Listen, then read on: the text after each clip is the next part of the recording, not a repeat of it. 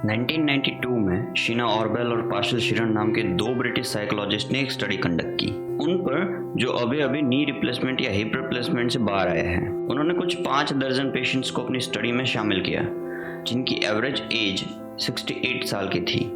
Knee replacement या hip replacement के operation के बाद कभी कभी छोटी सी मूवमेंट भी बहुत दर्दनाक होती है, पर यह ऑपरेशन के बाद रिकवरी के लिए एक्सरसाइजेस जैसे कि चलना, लेग रेजेस, लेग स्ट्रेचेस बहुत ज़रूरी होती है। पर कई दफ़ा ऐसे बूढ़े मरीज एक्सरसाइज करने से ही मना कर देते हैं क्योंकि दर्द कभी कभार बहुत बढ़ जाता है। तो ये दो साइंटिस्ट ने उस पर प्रयोग करने का तय किया।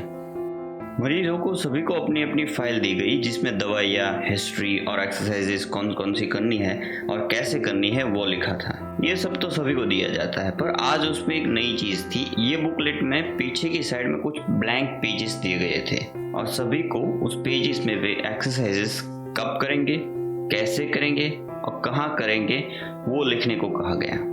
कुछ लोगों ने लिखा, कुछ ने नहीं लिखा।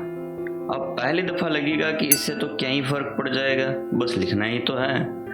पर 3 महीने के बाद देखा गया कि जो लोगों ने लिखा था वो हर रोज़ 2 बार एक्सरसाइज कर रहे थे और जिसने नहीं लिखा था उससे 3 गुना जल्दी रिकवर हो रहा है। जब उन सभी के बुकलेट्स को पढ़ी गई तब पता चला कि जो लोग एक्सरसाइज करने में कामयाब थे उन्होंने सब कुछ बारीकाई से लिखा था कि वो कब, कहाँ, कैसे एक्सरसाइज करेंगे। और तो और उन्होंने ये भी लिखा था कि उनको उसमें कौन कौन से हर्डल्स आ सकते हैं और वो उनका सामना कैसे करेंगे।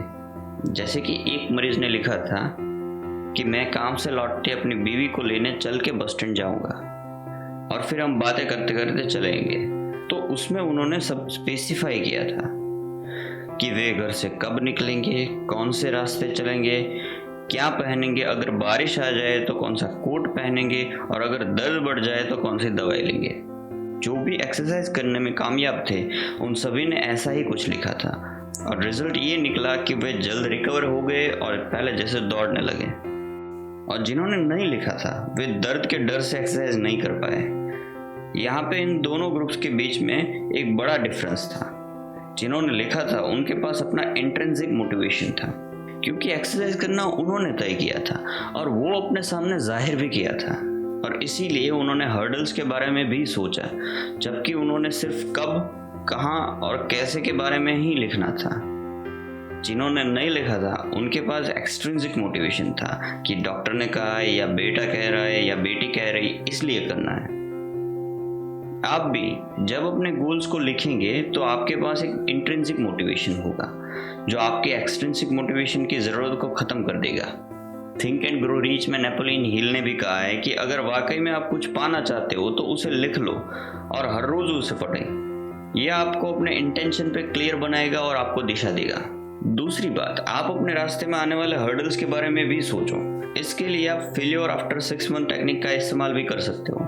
अगर आप कोई काम शुरू करना चाहते हो या कोई नया प्रोजेक्ट शुरू करना चाहते हैं तो सोचिए कि वो प्रोजेक्ट 6 महीने के बाद फेल हो गया और आप सभी को बता रहे कि वो कैसे फेल हुआ, क्या क्या रीज़न रहे कि वो फेल हुआ, कौन कौन से ऐसे हर्डल आए और आप उसे सॉल्व करने में फेल हुए।